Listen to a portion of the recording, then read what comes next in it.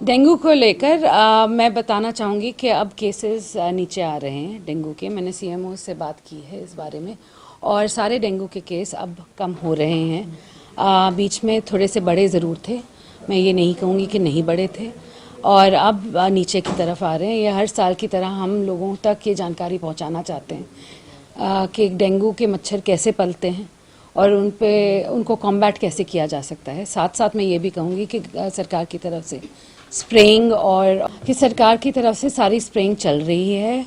हमारे ULB department, हमारे पंचायती राज सभी कर रहे हैं, और साथ साथ मेरी आशा है कि अगले साल ऐसे केस इतने नहीं बढ़े। इस साल पिछले सालों से कम केसेस थे और मेरी यही आशा है कि अगले साल इससे भी कम होंगे। तो मैम, इसके लिए क्या आपकी तरफ से कोई इंस्ट्रक्शंस दी गई हैं, कोई फॉगिंग करवाई जा रही है, जगह चेकिंग? वही नहीं, फॉगिंग और स्प्रेइंग लगातार हो रही है। फॉगिंग और स्प्रेइंग हर जगह हो रही है। जहाँ भी कंप्लेंट भी आए वहाँ 2-3 बार ही और फॉगिंग हो जाती है।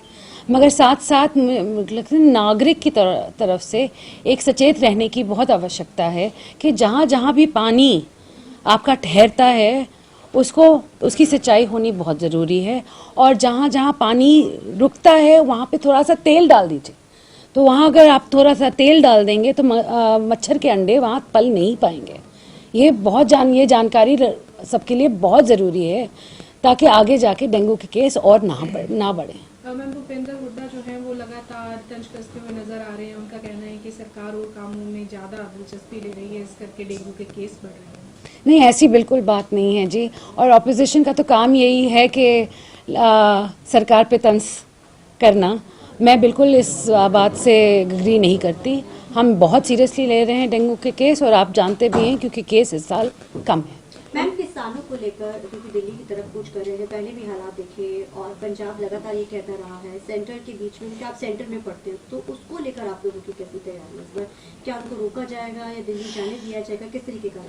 जी, ये तो सेंट्रल गवर्नमेंट की तरफ से आपको बता दिया जाएगा। मैं हेल्थ डिपार्टमेंट से हूँ आज के दिन, तो मैं हेल्थ की बात कर सकती हूँ, मगर ये मैं एक सरकार में एक बंदे के हिसाब से कह सकती हूँ कि देखिए, सुनवाई सबकी होनी चाहिए जो भी हो, मगर दूसरे नागरिकों को आप परेशानी में नहीं डाल सकते।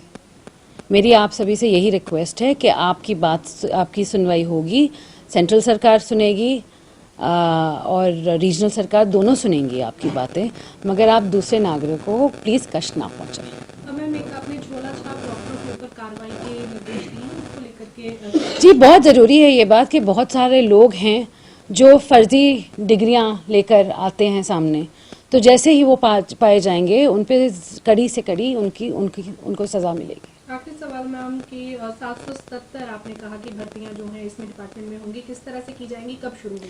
तो मैं बता दूं कि पीजीआई रोहतक ने 1 तारीख को एग्ज़ाम होल्ड किया था 777 वैकेंसीज पूरी करने के लिए। उसमें आपको मैं बता दूं 8000 लोगों ने एग्ज़ाम दिया है, और वो जल्द ही I think end of December early January तक ये वैकेंसीज पूरी हो जाएंगी।